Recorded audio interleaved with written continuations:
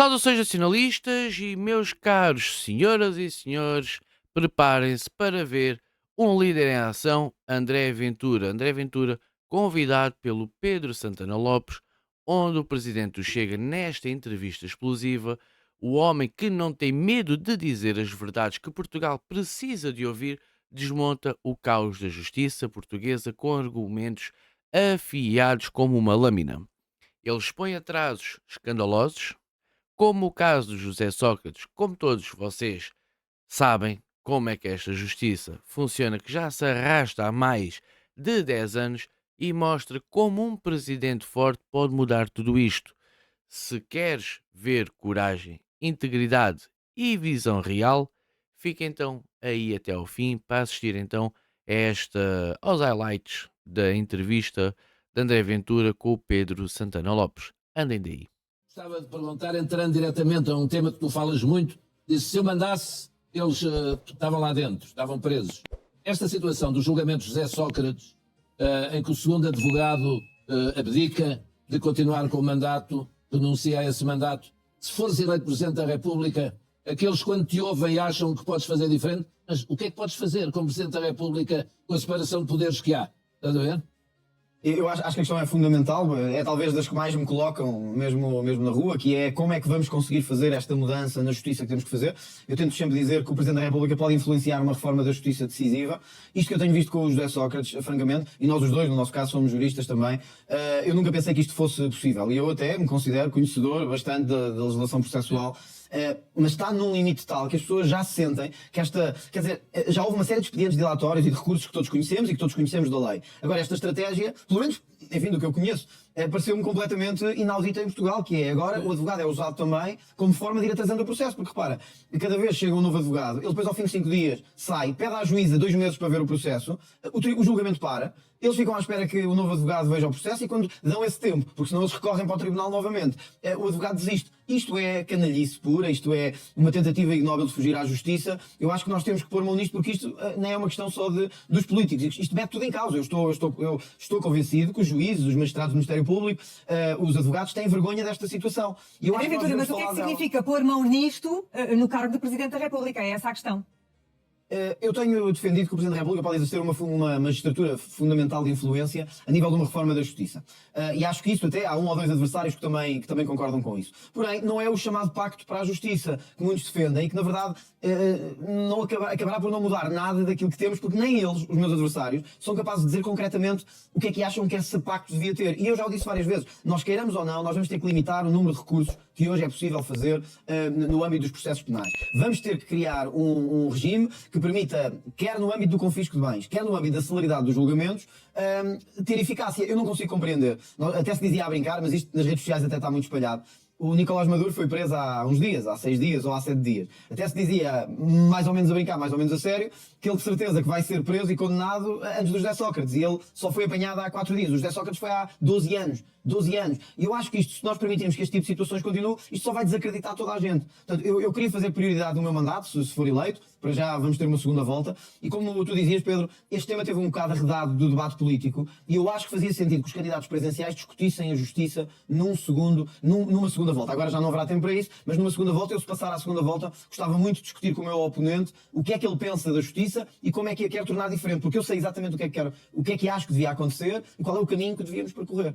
Aceitas o conceito, enfim, que é factual, está na Constituição, que o Presidente da República também pode invocar a sua condição de chefe de Estado, para além do que é chamado também por vezes Supremo Magistrado da Nação, Supremo Magistrado, para lidar com o devido respeito pela separação com o Poder Judicial ou com o Conselho Superior de Magistratura, já não digo do Ministério Público, porque o Presidente, vês o Presidente como Poder Executivo, eu acho que não, é um chefe de Estado.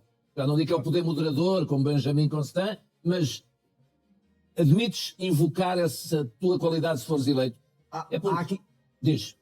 Há aqui, Pedro, um caminho que eu acho que era importante clarificar já. Eu admito, para responder à tua pergunta diretamente, mas é preciso perceber, ou seja, é preciso perceber o sentido em que essa invocação é feita. O Presidente da República não deve, e eu terei muito cuidado e respeito com isso, não deve pôr em causa a separação de poderes que tem que existir entre o poder político e o poder judicial, e o poder executivo e o poder judicial, enfim, e quem tem representatividade política e quem tem o trabalho judicial. E isso para mim é mesmo importante. E isso levado até às últimas consequências também é uma invocação, porque eu defendi e vou continuar a defender que acho que durante muitos anos os partidos políticos, e atenção, eu agora sou líder de um, portanto também estou a incluir-me nessa responsabilidade, os líderes políticos tiveram um papel penoso na justiça, que foi procurar, quando se tornaram um governo, pôr pessoas em sítios fundamentais para proteger castas, para proteger grupos e para proteger pessoas.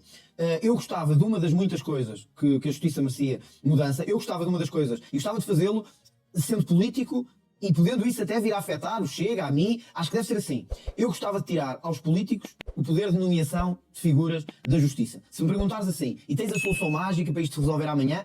Não. Quero é lançar a reflexão. Se faz sentido, por exemplo, um Procurador-Geral da República, apesar de nomeado pelo Presidente, ser indicado pelo Primeiro-Ministro, e depois é ele que o vai investigar, caso tenha que levar a cabo uma investigação. O mesmo no Supremo e o mesmo noutros órgãos. Eu queria lançar na sociedade civil a reflexão de como é que podemos fazer.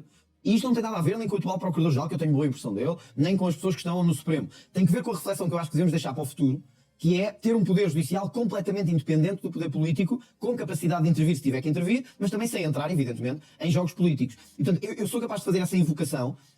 Alguns que não vão agora gostar do que eu vou dizer, mas eu se vir com um processo se está a arrastar, como este de José Sócrates, 12 anos ou 13, pondo em causa a classe política toda, a justiça toda, todos os setores da sociedade civil, eu acho que o Presidente da República, junto do Conselho Superior de Magistratura, por exemplo, ou se for caso disso, do Conselho Superior do Ministério Público, pode invocar essa qualidade para dizer, meus senhores, não me parece razoável, eu não quero saber do processo concreto, não me parece razoável que um processo demore 12 anos a chegar a julgamento. Portanto, temos que fazer aqui alguma coisa. É nesse sentido que eu acho que posso atuar dentro da separação de poderes.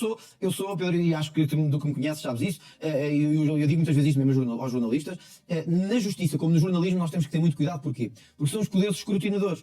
E nós mesmo não gostando, e eu sou crítico de muito do jornalismo que se faz em Portugal, mas acho que é importante que um político diga que não, nem nunca, porá em causa a liberdade dos jornalistas de atuar, de escrutinar, de questionar, e estando ele pronto para o contraditório e para o debate. E é o mesmo com a justiça. Eu acho que a justiça, eu também critico muitas vezes a justiça em relação a coisas que acho que faz mal, mas devo, como Presidente, salvaguardar a independência da justiça do poder político. E tenho um ou dois adversários que não pensam assim. E eu acho que isso é um pouco preocupante. Claro, mas pelo que percebi do que disseste, também não gostas da solução que aqui há tempos se admitiu no sistema político, não sendo o Primeiro-Ministro a propor ao Presidente o nome do Procurador, ser o Parlamento. Também preferes que seja outra instância, e porque o Parlamento também é poder político, digamos assim. É poder político e todos sabemos que, bom, garantir sim um pouco mais de pluralismo, mas mesmo assim sabemos que se houver uma maioria absoluta, por exemplo, como aconteceu com José Sócrates, aliás, foi um dos casos disso, mas também com Cavaco Silva, o Parlamento conseguiria fazer também o que quer. E o Poder Judicial, ao contrário das decisões políticas, tem que ser um equilibrador da balança. Portanto, se houver uma maioria absoluta, e isso pode acontecer, agora já não é tão provável, mas pode acontecer, também não gostaria de deixar esse poder todo na mão do Parlamento. Eu tenho estudado vários sistemas, quer na Europa, quer sobretudo na parte americana, quer na América do Norte, quer na América do Sul, para ver diferenças em relação às nomeações dos altos titulares de cargos da Justiça. Há sistemas que não gosto muito, por exemplo, no caso dos Estados Unidos, eles elegem os procuradores, elegem. Não me parece também uma coisa que pudesse ser muito, enfim, muito fazível, nem muito realizável, mas é muito adequado em Portugal e ao nosso sistema jurídico, mas acho que podemos combinar um sistema, se calhar de mais participação da própria classe. Atenção, isto não é o corporativismo, mas se calhar em que haja mais capacidade de autorregulação por parte destes corpos, seja da magistratura do Ministério Público, seja da magistratura judicial, e com menos intervenção do poder político. Senão fica sempre a suspeita no ar de que os políticos nomeiam pessoas para se protegerem. E eu acho que isso é mau e temos que dar o primeiro passo. Isto é um bocadinho como a questão do número de deputados. Quando eu tinha um deputado, eu defendi que o Parlamento devia ter menos deputados. E as pessoas diziam: ele está a dizer isso porque só tem um deputado, não é afetado por isso. O Chega agora é o segundo maior partido do Parlamento. Eu vou defender na revisão constitucional, já defendi e vou voltar a defender, que devemos reduzir o número de deputados. E o Chega agora até será o partido mais afetado com isso. É este tipo de reforma que eu pretendo incentivar na justiça. É, enquanto for político, para não dizerem que é para proteger ninguém, né, levar a cabo uma reforma que até pode afetar-me, a mim, a pessoas do Chega, a pessoas da direita, para dar um sinal de independência ao país. Eu acho que nós precisamos disso. Ora bem, foi uma boa entrevista, foi sim senhor, uma boa entrevista, e em resumo, esta entrevista não é só uma lição de direito, é a prova viva também de que André Ventura é o líder que Portugal merece, com visão clara, propostas inovadoras e uma coragem inabalável para enfrentar o sistema podre da justiça. Ele mostra que a mudança é possível e é uma mudança que tem que ser urgente. Se Ventura chegar à presidência, adeus impunidade. Olá, uma nação justa e forte. Vota no futuro, vota em André Ventura. Deixem-me nos vossos comentários, os vossos comentários, a vossa opinião. Subscrevam o canal, deixem um like aqui no vídeo e vamos, dia 18, votar em André Ventura. Fiquem bem, fiquem com Deus e até à próxima.